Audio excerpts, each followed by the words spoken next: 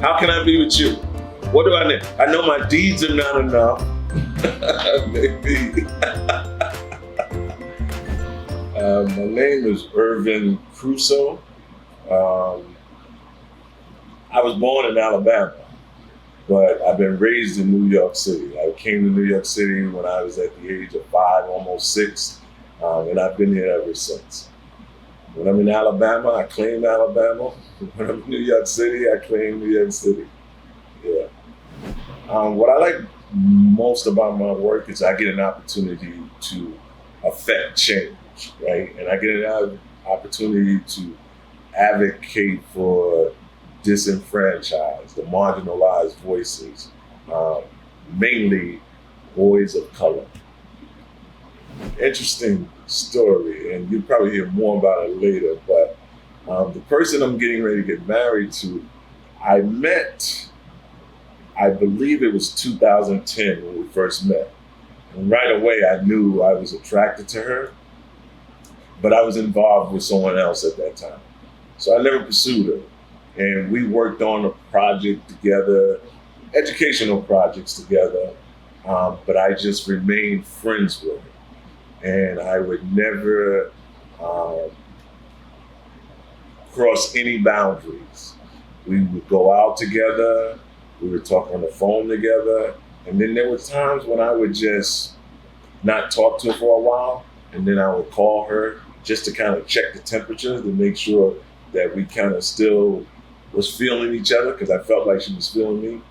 But I just wanted to keep it as friends.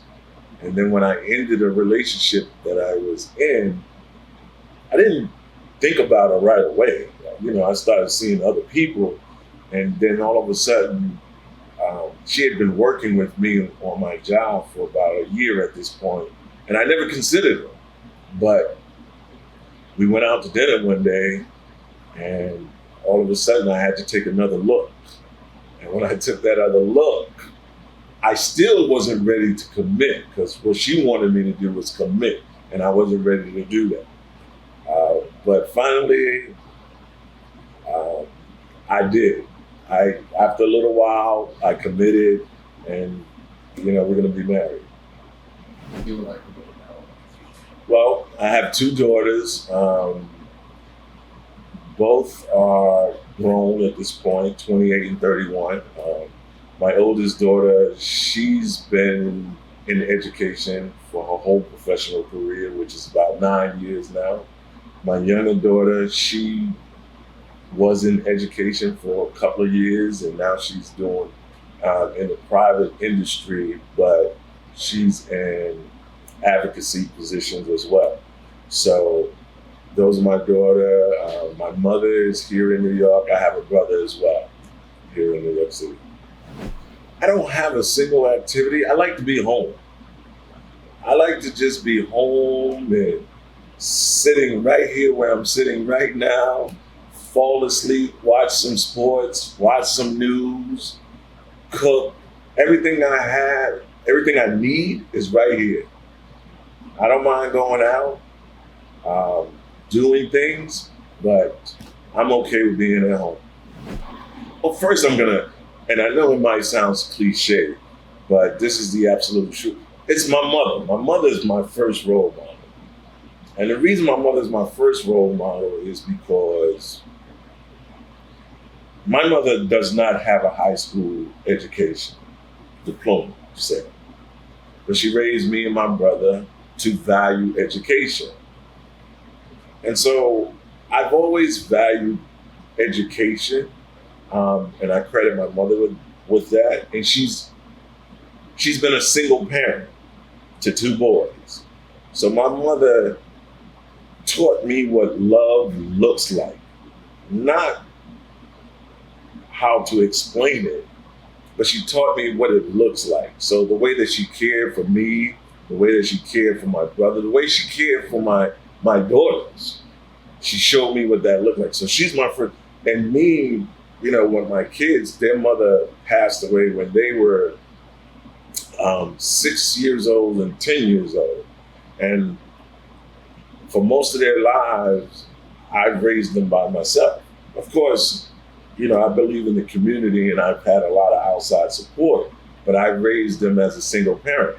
Had it not been for me looking at how my mother took care of my brother and myself, I might not have known how to do that. If God came to me, I would say, God, how can I be with you? How can I be with you? What do I need? I know my deeds are not enough. I believe my heart is right. Is that enough? Yeah, I believe it's better to have love than lost rather than not love at all. Love is a beautiful thing. If you find love, it's beautiful. And I think everyone should get an opportunity to experience that.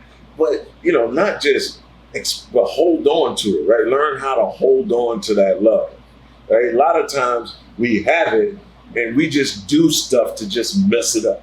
That's what we do. We just mess it up.